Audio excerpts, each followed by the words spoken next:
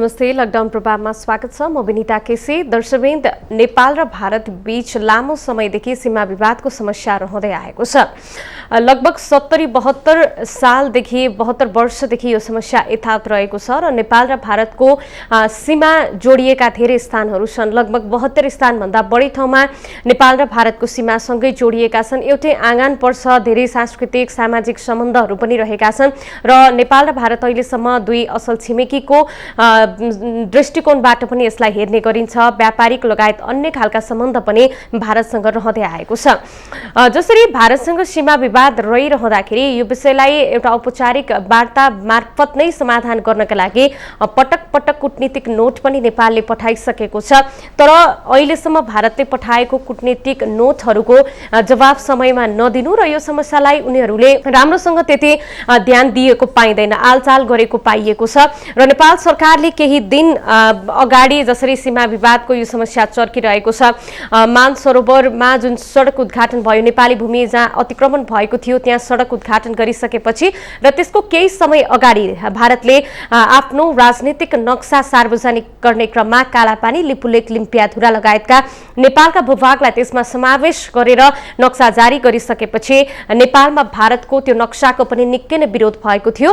अब यो विषयलाई कसरी समाधान दिने भन्ने विषयमा पनि नेपाल सरकार छलफल गर्न नै तल्लीन भइरहँदाखेरि नेपाल सरकारले नेपालको नयाँ राजनीतिक नक्सा पनि सार्वजनिक गरिसकेको छ। अहिलेसम्म नेपालको नक्सामा छिटपुट भइसकेका ती भूभागहरूलाई पनि समेटेर नेपालको नयाँ राजनीतिक नक्सा सार्वजनिक गरिसकेपछि नेपालसँग भारत थप चिडिएको देखिन्छ। अब योभन्दा पछि अब राज्यले के कस्तो भूमिका खेल्नुपर्छ, कूटनीतिक क्षमता कसरी देखाउनुपर्छ, यिनै विषयमा आज हामी केन्द्रित हुनेछौँ। हामीसँग यति बेलामा प्रत्यक्ष रूपमा कुराकानी गर्नका लागि नेकपाका नेता लीलानाथ श्रेष्ठ प्रत्यक्ष हुनुहुन्छ। लीलाजी, स्वागत छ यहाँलाई। धन्यवाद। हजुर, यो लामो समयदेखि नेपाल र भारतको जुन सीमाको समस्या छ यो पटक पटक बल्झँदै आएको छ। यो समयमा पनि फेरि पनि संयोग जुरेको छ। केही समय अगाडि राजनीतिक नक्सामा नेपालको भूभाग समावेश गर्नु, अहिले फेरि यता नेपालकै अतिक्रमित भूमिमा सडक उद्घाटन गर्नु, यो एउटा संयोग परिरहँदाखेरि समग्र रूपमा तपाईँले यो सीमा विवादलाई कसरी हेर्नु भएको छ? सीमा विवादलाई मैले कसरी हेरेको छु भने सुगौली सन्धि तपाईको 1816 मा भयो। 1816 मा सुगौली सन्धि भयो। हाम्रो प्रमाणहरूले के बोल्छ भने नेपालको भूमि चाहिँ लिम्पियाधुरा, कालापानी, त्यसपछि हाम्रो तीनटै कालापानी, लिम्पियाधुरा र हाम्रो जमिन हो भनेर तथ्यले प्रमाणले बोलिरहेछ। त्यसको लागि प्रमाणहरू भनेको 1816 को सुगौली सन्धि छ। अर्को भनेको हाम्रो 2018 सालको जनगणना जो भैरव रिसाल जीको मातहतमा भएको जनगणना। अर्को भनेको हाम्रो तपाईको 2015 सालको आम निर्वाचन। त्यस्तै हाम्रो नेपाल तपाईको पत्राचार पनि भएको छ 1817 मा फेब्रुअरी 4 मा।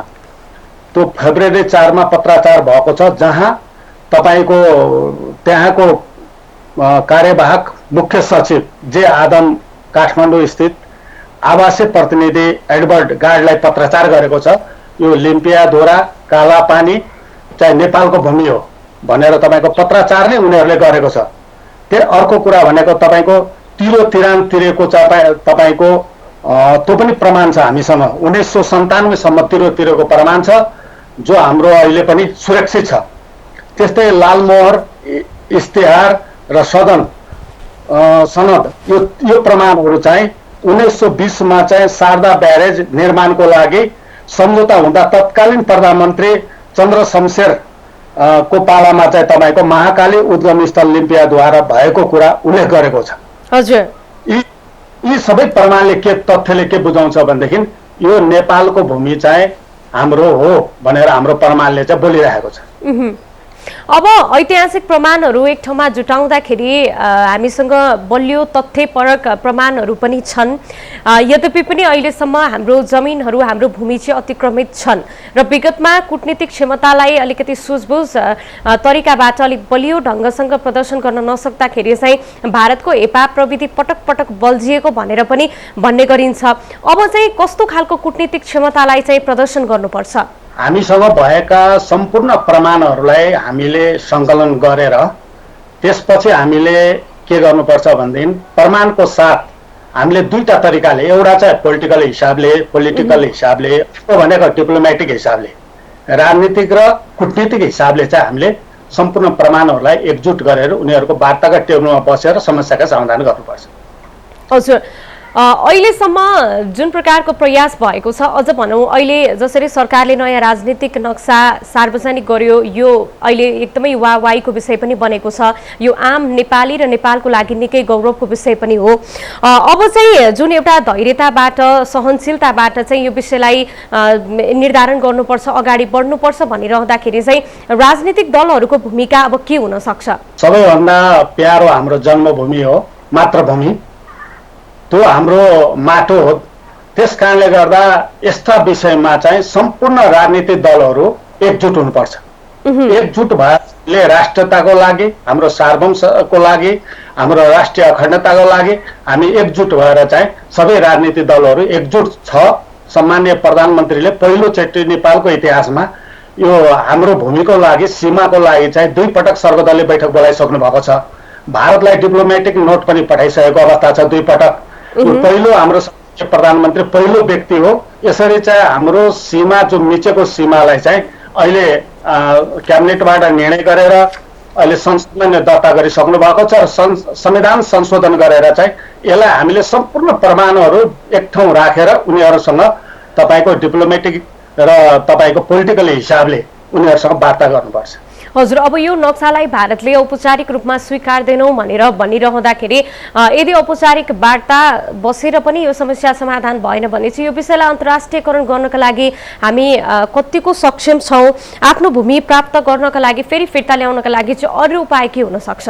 म के भन्न चाहन्छु भने भूगोलमा सानो ठुलो हुन सक्छ या जनसङ्ख्यामा सानो ठुलो हुन सक्छ, तर तपाईँको सार्वभौम, राष्ट्रिय अखण्डता, राष्ट्रियता भन्ने कुरा सबैको आफ्नो आफ्नो देशको आफ्नो अस्तित्व हुन्छ।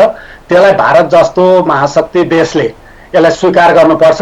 किनभने उहाँहरू चाहे हाम्रो चाइना होस्, चाहे भारत होस्, छिमेकी मुलुक हो, हामीले उहाँसँग सौहार्दपूर्ण समान रूपले, सम्मानजनक रूपले दुईटालाई हामी सम्मान गर्छौँ। उहाँहरूले जबसम्म आफ्नो मित्र देशहरूलाई चाहिँ एकताबद्ध गरेर उहाँहरूको सम्मानलाई सम्मानजनक हिसाबले सम्मान गरेर अगाडि बढ्नुहुन्न भने यो स्वयं भारतलाई नै यसले अप्ठ्यारो पार्छ।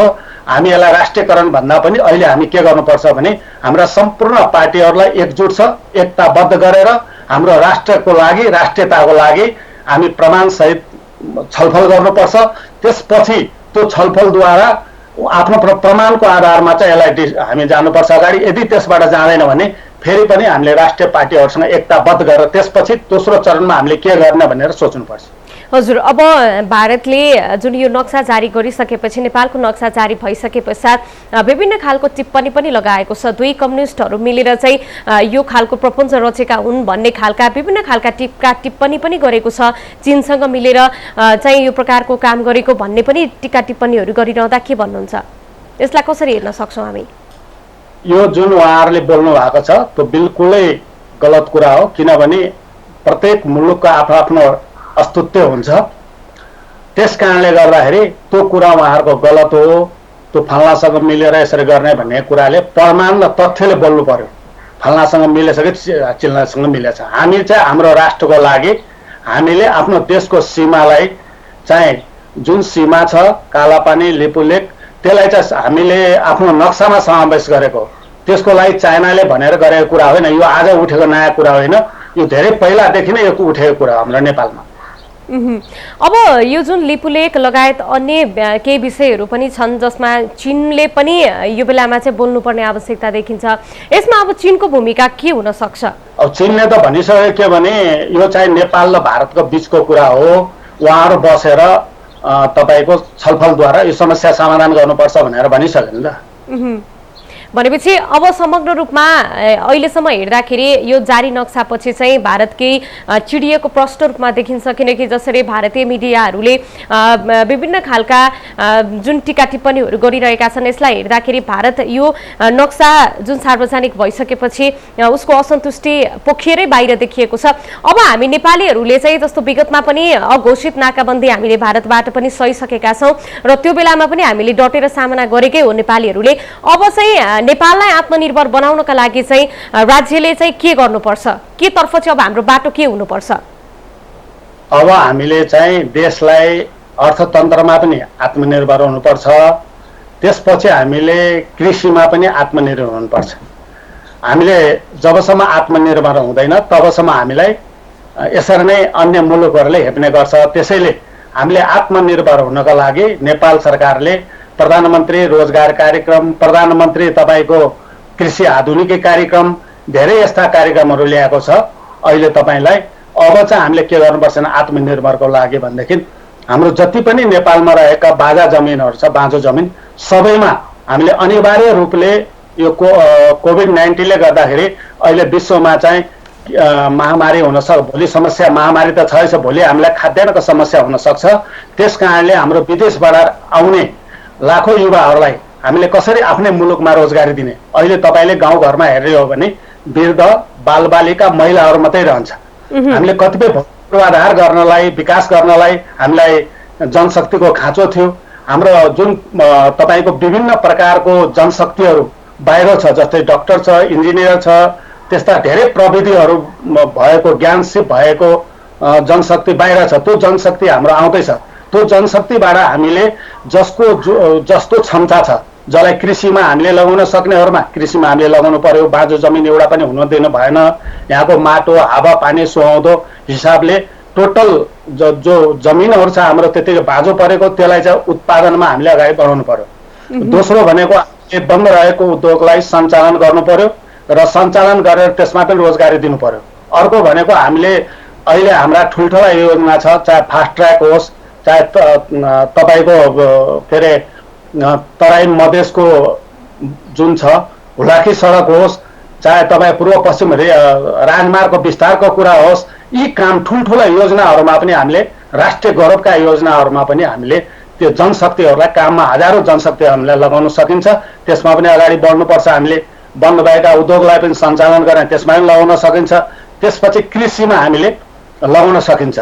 तिनीहरूलाई लगाउने यसको योजना अहिलेको बजेटमा पनि सरकारले नीति तथा कार्यक्रममा यी योजनाहरू कसरी युवा जनशक्तिहरूलाई हामीले उद्योगमा कसरी लगाउने, कृषिमा कसरी लगाउने, शिक्षामा कसरी लगाउने, ठुल्ठुला योजनाहरूमा कसरी लगाउने, ती अब उद्योगहरूलाई हामीले कसरी उद्योग जुन अहिले धाराशाही भएछ उद्योगहरू बन्छ त्यसलाई कसरी प्रोत्साहित गर्ने, अर्थतन्त्रलाई कसरी बलियो बनाउने, त्यसतर्फ हामीले चाहिँ योजनाहरू सरकारले नीति तथा कार्यक्रममा ल्याएको छ।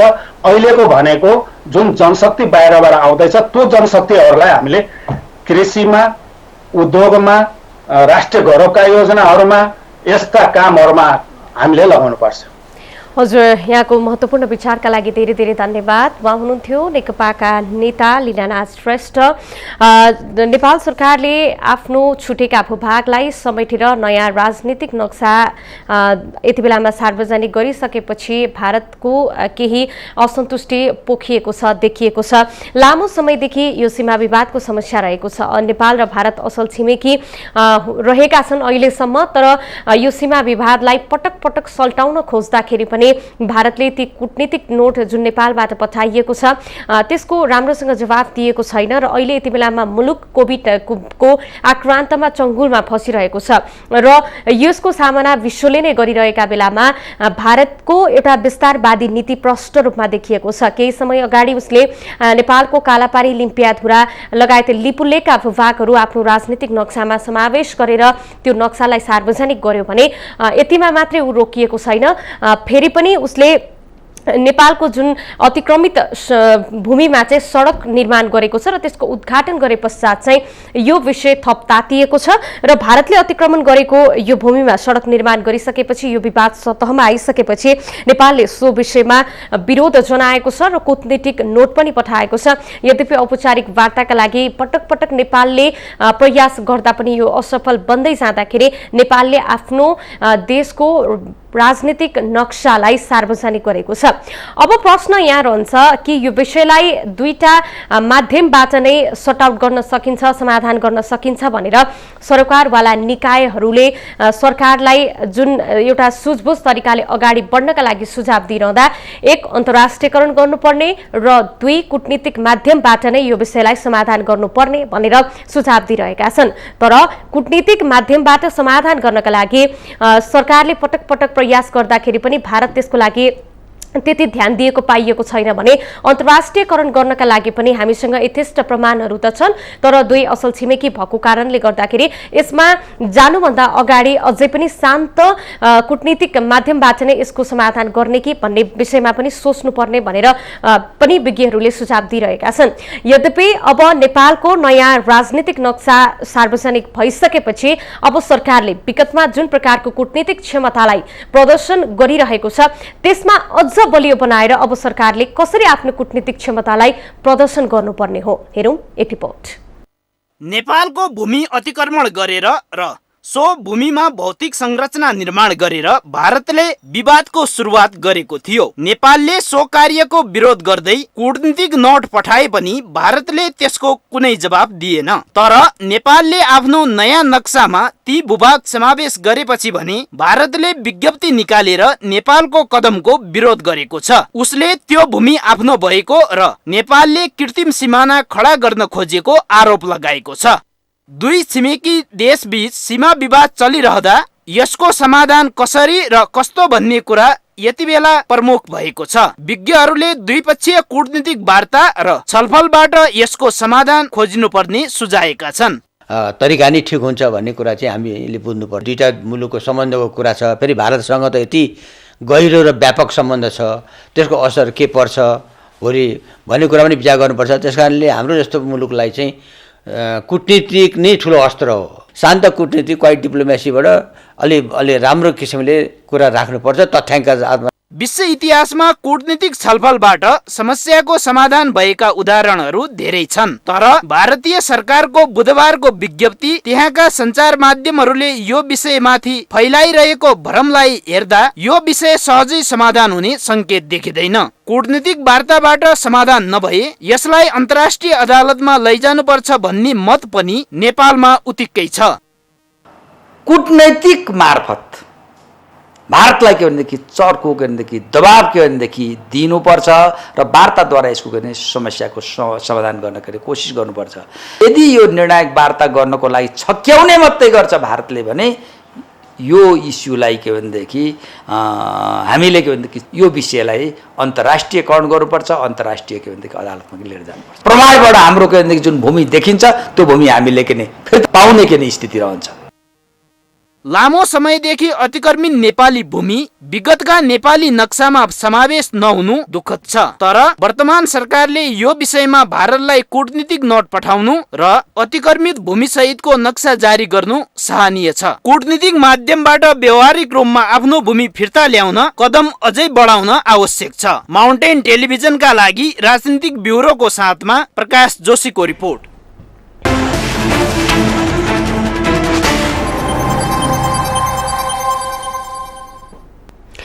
नेपालको भूभागलाई अतिक्रमण गरेर यो विवादको सुरुवात भारतले नै गरेको पाइएको छ। किनकि नेपालले सो कार्यको विरोधमा भारतको आलोचना गरिरहँदा भारतलाई त्यो पनि पक्ष भएको छैन र अझ हाम्रो नेपालको नयाँ नक्सा राजनीतिक नक्सालाई भारतले अस्वीकार्य गरिरहेको छ र यो कदमप्रति नेपालले पनि आफ्नो नयाँ राजनीतिक नक्सा सार्वजनिक गरिसकेपछि भारत थप चिडिएको छ। दर्शकबिन, विश्व इतिहासमा यस्ता धेरै देशहरू छन्, यस्ता धेरै देशहरूको जुन कूटनीतिक समस्या छ त्यो वार्ताको माध्यमबाट समाधान पनि पाइएका धेरै उदाहरणहरू छन्। भारतीय सरकारको बुधबारको विज्ञप्ति र त्यहाँका सञ्चार माध्यमहरूले जसरी नेपालको नयाँ नक्सा सार्वजनिक भइसकेपछि यो विषयमाथि फैलाइरहेको भ्रमलाई हेर्दाखेरि स्पष्ट देख्न सकिन्छ भारतलाई हाम्रो नेपालको राजनीतिक नक्साले कति यसलाई उसले कति अस्वीकार्य गरिरहेको छ भन्ने विषय प्रष्ट देखिन्छ भने कूटनीतिक वार्ताबाट समाधान नभए अब यसलाई अन्तर्राष्ट्रिय अदालतसम्म लैजानुपर्छ भन्ने मत पनि नेपालमा उत्तिकै मात्रामा बढ्दै गइरहेको छ। यद्यपि लामो समयदेखि अतिक्रमित नेपाली भूमि विगतका नेपाली नक्सामा समेत समावेश नहुनु यो निकै दुःखद कुरा थियो र वर्तमान सरकारले अब यो विषयलाई भारतमा कूटनीतिक नोट पठाएर अतिक्रमित भूमिसहितको नक्सा जारी गर्नु यो निकै नै ठूलो कार्य छ। यो कूटनीतिक माध्यमबाट अब व्यावहारिक रूपमा फिर्ता ल्याउनका लागि अझै कदम बढाउन पनि निकै आवश्यक पनि देखिएको छ। त्यसगरी गत मे 8 मा भारतले पिथौरागढ लिपुलेक सडक उद्घाटन गरिसकेपछि यी दुई देशबीचको विषयलाई निकै तातिएको छ। यो विषय भारतले सडक उद्घाटन गरिसकेपछि नेपालले कूटनीतिक नोट मात्र पठाएको थिएन, लिम्पियाधुरा कालापानी लिपुलेक समेटेर नयाँ राजनीतिक नक्सा पनि जारी गरिसकेको छ। कूटनीतिक नोटसँगै नयाँ नक्सा जारीपछि भारतीय मिडिया भारतीय संस्थापन पक्षको जुन छिमेक व्यवहार छ त्यो निकै अराजक बनेको छ। यद्यपि नेपालले कूटनीतिक संवादबाट नै यो समस्याको हल गर्नका लागि कूटनीतिक बाटो तय गरेको बेलामा अब भारतले यसको अलिकति खेदो गरेको देखिन्छ र यो भारत र नेपाल बीचको सीमा विवाद चाहिँ थप चुलिरहेको छ।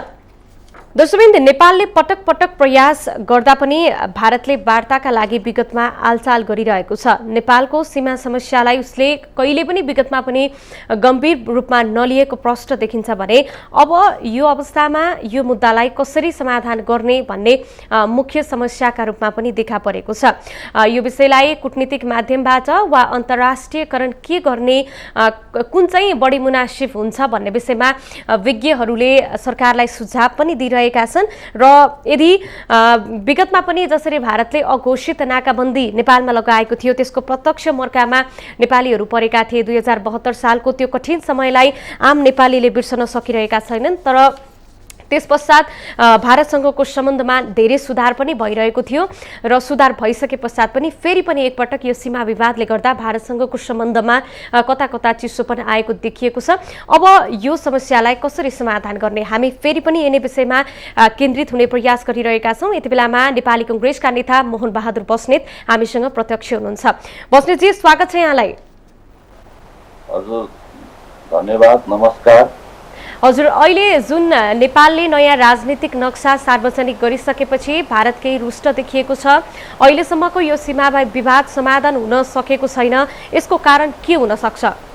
भारतले यसमा रुष्ट हुनुपर्ने कारण केही पनि छैन। नेपालले सुगौली सन्धिमा जे प्रावधानहरू थिए त्यही कुरा हामीले खोजेका हौँ र यो विषयमा सामान्य विवादहरू हुँदै गएको अवस्था थियो। अहिले वर्तमान समयमा आएर भारतले नेपालको भूभाग लिपुलेक, लिपियाधुरा र कालापानीको चाहिँ मुहानको क्षेत्रलाई चाहिँ उहाँहरूले आफ्नो नक्सामा सार्वजनिक गर्नुभयो। त्यसपछि अब एउटा कुनै पनि देशभक्त नेपालीहरूका लागि यो चाहिँ अब राम्रो विषय भएन, सहन सक्ने विषय पनि भएन र त्यति हुँदाहुँदै फेरि अहिले चाहिँ भारत हुँदै चीनसम्म जोड्नलाई मानसरोवर जाने बाटोको रूपमा नेपालको भूभागलाई छिचोल्दै अहिले बाटो पनि उद्घाटन गर्न थाल्नुभयो र त्यसमा पनि भारतको रक्षा मन्त्रीद्वारा यो उद्घाटनको काम भएको छ र त्यसैले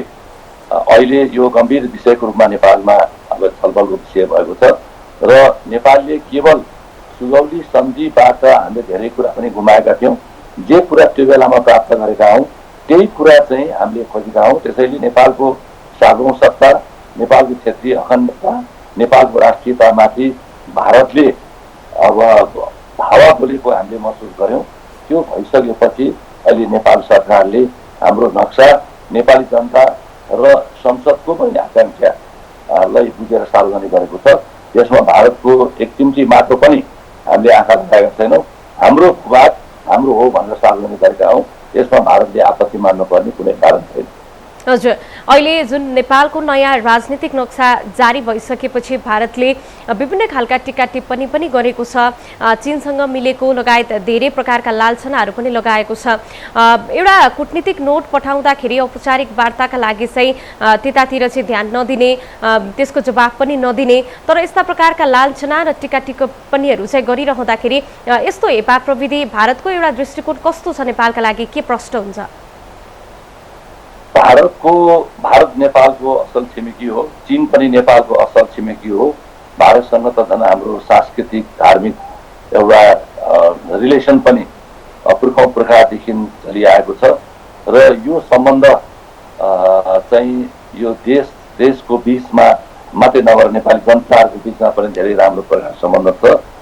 यो सम्बन्धलाई भारतले पनि राम्रोसँग बुझेको छ र अर्को कुरा भारतले के पनि बुझ्नुपर्छ भन्दाखेरि चाहिँ छिमेकीलाई चिराएर भारत जस्तो जुन देश चाहिँ अहिले अत्यन्तै अब चाहिँ विकास गर्दै गएको अवस्थामा संसारभरिको एउटा बिग पावरको रूपमा आफूलाई चाहिँ स्थापित गर्न खोजेको बेलामा आफ्ना असल छिमेकीहरूलाई चिराएर अब यहाँ झगडा गरेर सानातिना भूभागहरू आफूले कब्जा गर्न खोजेर अब भारतको चाहिँ पनि हित छैन भन्ने कुरा भारतले बुझ्नु पर्दछ।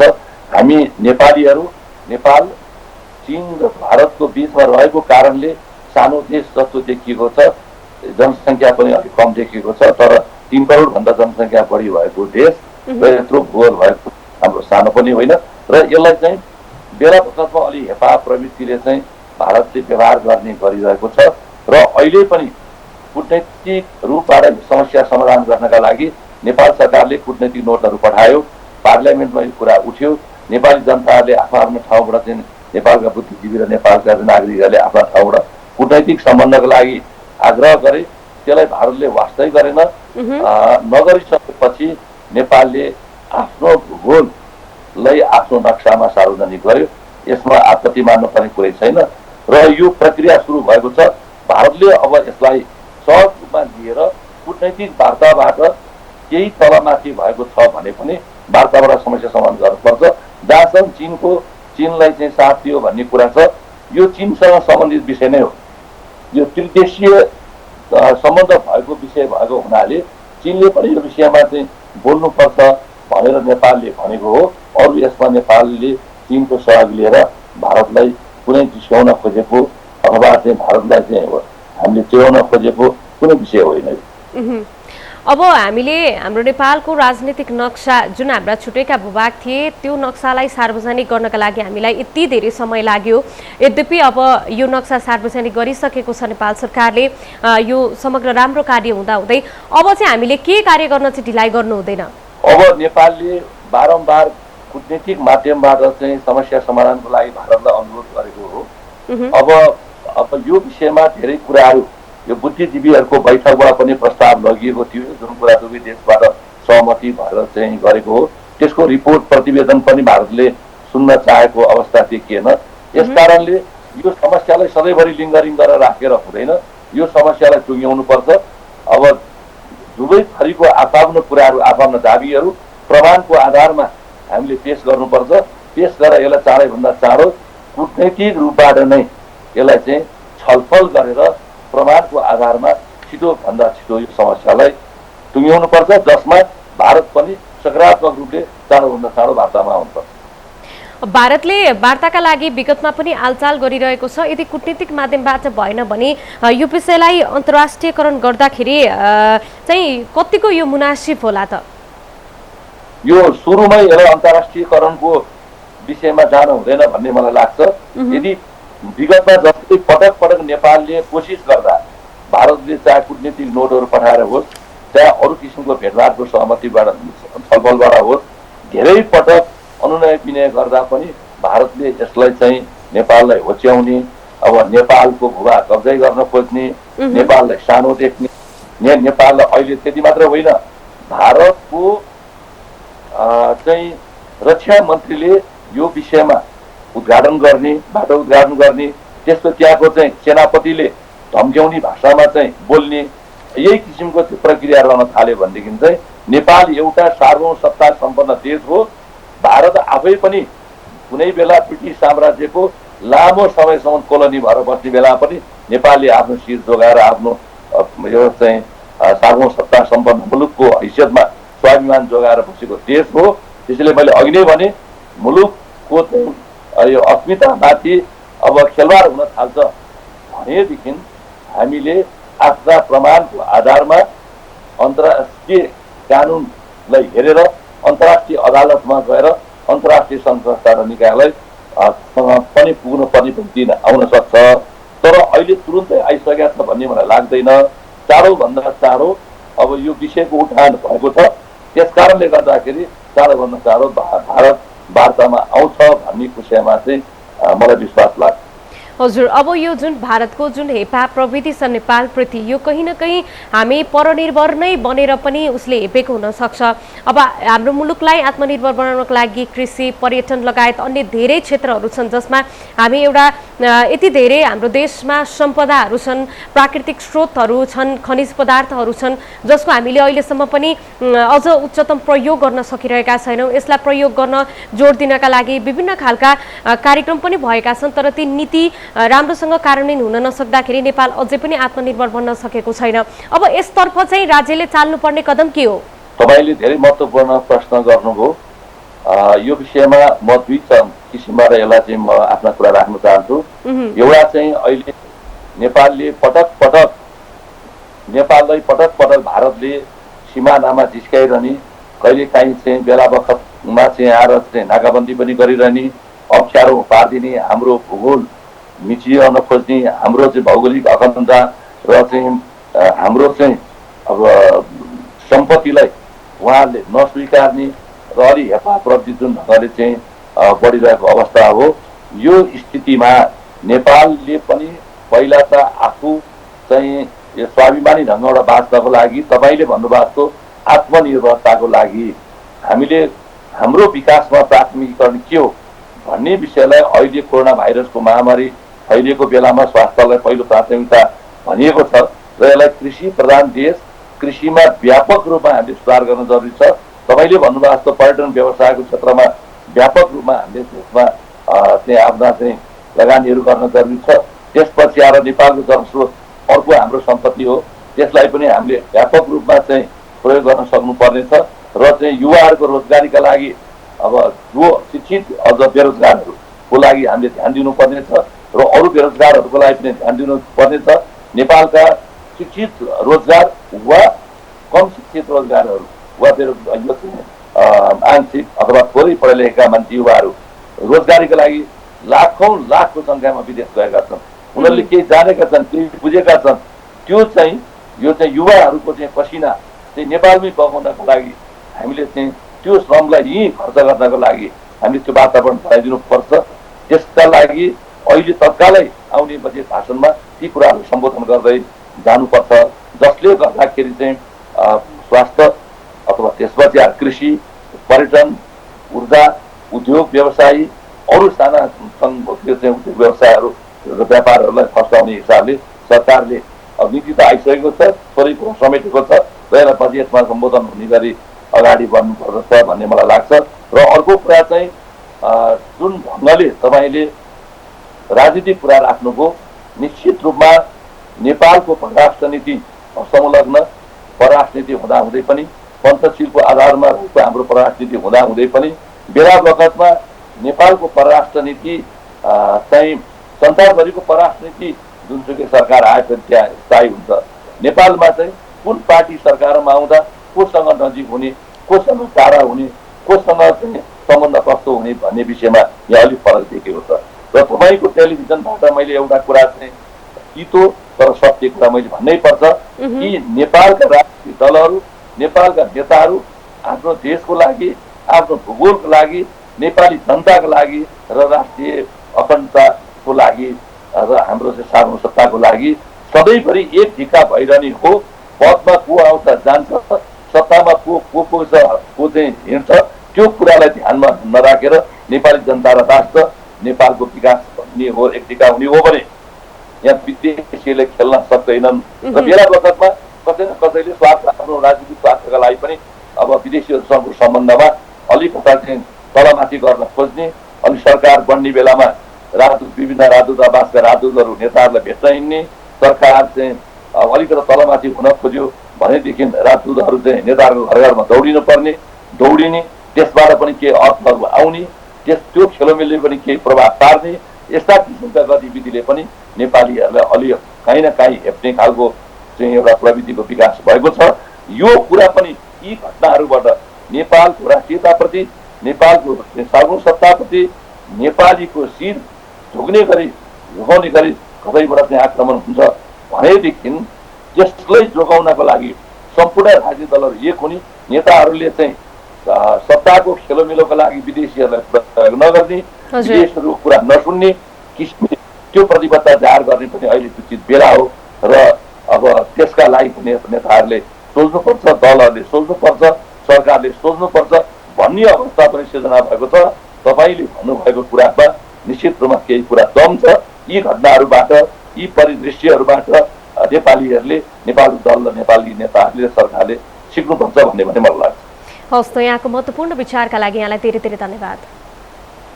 हवस्, तपाईँलाई र तपाईँको टेलिभिजनलाई पनि अहिले देशको र सान्दर्भिक विषयमा मैले केही कुरा राख्ने मौका दिनुभयो, त्यसका लागि तपाईँ र तपाईँको टेलिभिजनलाई हार्दिक रूपमा धन्यवाद दिन चाहन्छु। धन्यवाद, नमस्कार।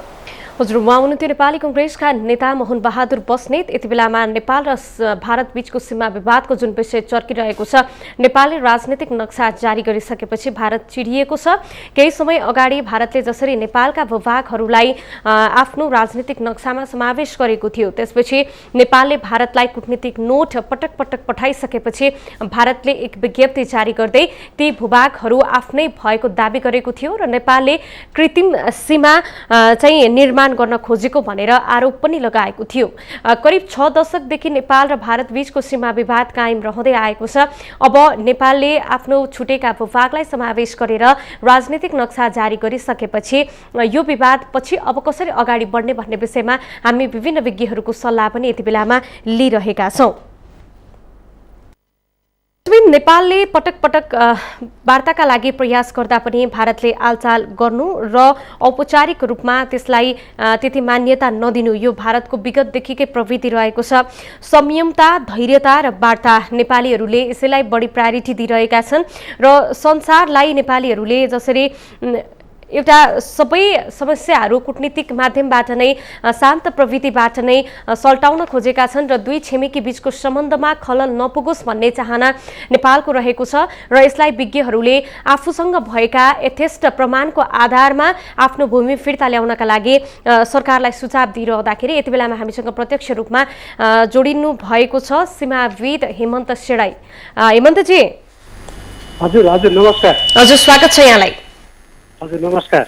अब यो करिब 6 दशकदेखि नेपाल र भारत बीचको जुन सीमा विवाद छ, यो विवादमा पनि नेपालले जसरी आफ्नो नयाँ राजनीतिक नक्सा जारी गरेको छ, छुटेका भूभागलाई त्यसमा समेटेर यो पछि भारतले जसरी एउटा नेपाललाई हेर्ने दृष्टिकोण छ त्यसमा केही फरक आएको हो कि जस्तो देखिएको छ। तपाईलाई के लाग्छ, कसरी हेर्नु भएको छ यो विषयलाई अहिले पछिल्लो पटक? पहिलो कुरो त सरकारको यस निर्णयलाई एउटा ऐतिहासिक कदमको रूपमा लिनुपर्छ र यो जुन किसिमको सरकारले निर्णय गरेको छ एकदम जिम्मेवार किसिमको चाहिँ निर्णय छ र हामीले बेलायतमा भएको ब्रिटिस लाइब्रेरीको एक थान नक्सा, लाइब्रेरी अफ कङ्ग्रेसको एक थान नक्सा सहित 132 थान चाहिँ हामीसँग नक्साका प्रमाणहरू छन्। त्यसको आधारमा नै अहिले सरकार चाहिँ आफ्नो गृह कार्यको निम्ति अगाडि बढेको, त्यसरी नक्सा जारी गरेको अवस्था छ। त्यस कारणले गर्दाखेरि अब जुन किसिमको भारतले हेर्ने दृष्टिकोणको कुरा गर्नुभयो तपाईँले, हिजोका दिनमा पनि नेपाललाई शान्ति क्षेत्र घोषणा गरियोस् भन्ने सवालमा पनि भारतले त्यो प्रस्तावलाई अस्वीकार गर्यो। संविधान सभाबाट तपाईँको संविधान निर्माण गर्ने कुरामा पनि भारतले अस्वीकार गर्यो। संविधानलाई नेपालले निर्माण गरेको अधिकांश चाहिँ 90% बढी जनताले तपाईँको सहभागिता रहेको संविधानलाई चाहिँ भारतले अस्वीकार गर्यो। त्यसै गरी इपिजीको प्रतिवेदन जुन 3-4 वर्ष लगाएर चाहिँ निर्माण गरियो त्यसलाई पनि भारतले अस्वीकार गरिसकेपछि अब यो नक्साको विषयलाई पनि भारतले अस्वीकार गर्ने चाहिँ कुनै पुरानो कुरा अथवा नौलो कुरा भएन। तर पनि हामी चाहिँ यथेष्ट प्रमाणको आधारमा बोलिरहेको कारणले र हामीले संयुक्त राष्ट्र सङ्घको सदस्यता प्राप्त गर्दाको बखतमा जे किसिमका प्रमाणहरू त्यहाँ पेश गर्यौँ त्यो प्रमाण पनि हामीसँग अहिले छँदैछ संयुक्त राष्ट्र सङ्घमा सन् 1949 को प्रमाणहरू। त्यसमा हाम्रो मुलुकको प्रमाणिक इतिहास छ, त्यतिखेरको जनसङ्ख्या छ, क्षेत्रफल, वैदेशिक सम्बन्ध, नेपाल राज्य स्थापना भएको वर्ष र नेपाल राज्य छुट्टै देश हो भन्ने, छुट्टै राज्य हो नेपाल चाहिँ भन्ने प्रमाणहरू र नेपालको सीमाङ्कन पूर्व पश्चिम उत्तर दक्षिण कुन कुन क्षेत्रमा हो, कहाँ कहाँसम्म हो भन्ने कुरा पनि त्यहाँ स्पष्ट लेखिएको छ। र पूर्वमा मेची नदीको पारिपट्टि अहिले जुन भारतमा पर्छ त्यो गलगलिया क्षेत्र त्यहाँसम्म र पश्चिममा चाहिँ महाकाली नदीको पारी अथवा महाकाली नदीको पारिपट्टिका मानिसहरूसँग चाहिँ नेपालले चाहिँ सम्पर्क गर्न नपाउने भनेको छ। भनेपछि महाकाली नदी पुरै हाम्रो, त्यसैले यी सम्पूर्ण प्रमाणहरूले के बोल्छ भने हामीले जे पनि कामहरू सरकारले जुन किसिमको कदम अगाडि बढाएको छ यो चाहिँ एकदम जिम्मेवारपूर्ण हिसाबले र प्रमाणको आधारमा चाहिँ संयुक्त राष्ट्र सङ्घमा जान पर्दा पनि अथवा अन्तर्राष्ट्रिय अदालतमा जाँदाको बखतमा पनि हामी चाहिँ माथि पर्ने हिसाबले चाहिँ हामीले चाहिँ यो निर्णय चाहिँ सरकारतर्फबाट एक निर्णय भएको छ। यसलाई चाहिँ एउटा ऐतिहासिक र सुवर्ण अवसरको रूपमा लिनुपर्छ। भारतले अहिले पनि जसरी हाम्रा भूभाग अतिक्रमित गरेका भूभागमा त्यसलाई आफ्नै चाहिँ त्यो भूमि हो भनेर भनिरहेको छ, कृत्रिम सिमाना चाहिँ नेपालले निर्धारण गर्न खोजेको छ भन्ने आरोप उल्टो लगाइरहेको छ। अब यहाँले भन्नुभयो हामीसँग यथेष्ट प्रमाणहरू पनि छन् भन्नुभएको छ। ती लिखित दस्तावेजहरूलाई कति संरक्षण गरेर राखिरहेको अवस्था छ? अहिलेसम्म कूटनीतिक माध्यमबाट वा अन्तर्राष्ट्रियकरणबाट यसको समाधान गरिनुपर्छ भन्दाखेरि भोलि यदि देखाउनु परेको खण्डमा हामीसँग ती प्रमाण दस्तावेजहरू सुरक्षित छन् छैनन्, के छ अवस्था हो? अहिले हामीसँग सम्पूर्ण प्रमाणहरू चाहिँ जुटेको अवस्था भएको कारणले गर्दाखेरि अहिले सरकारले चाहिँ यो समय नै उपयुक्त समय भनेर चाहिँ अहिले नक्सा जारी गरेको अवस्था हो। र अहिले नै चाहिँ यो फलान तातेको अवस्था छ, फलान तातेको अवस्थामा नै हामीले ठ्याक्कै ह्यामरिङ गऱ्यो भने हामीले चाहेको अवस्थामा साइजमा चाहिँ तपाईँको प्राप्त गर्न सक्छौँ होइन। त्यस कारणले गर्दाखेरि अहिले नै सरकारले चाहिँ सम्पूर्ण कुराहरू चाहिँ प्रमाणहरू जुटेको अवस्थामा चाहिँ अहिले नै आफ्नो गृह कार्य अगाडि बढाउनु पर्छ। त्यसको निमित्त हामीले अरू केही कामहरू पनि गर्न पाइन्छ। जस्तै त्यो लिपुलेक लिम्पिया धुरा र कालापानी क्षेत्रका मानिसहरूसँग 60% मानिसहरूसँग चाहिँ त्यहाँ नागरिकताको समस्या छ, नागरिकता छैन, उहाँहरूलाई नागरिकता दिलाउनु पर्यो। त्यसपछि जन्मदर्ता छैन कतिपयको, उहाँलाई जन्मदर्ता गरिदिनु पर्यो।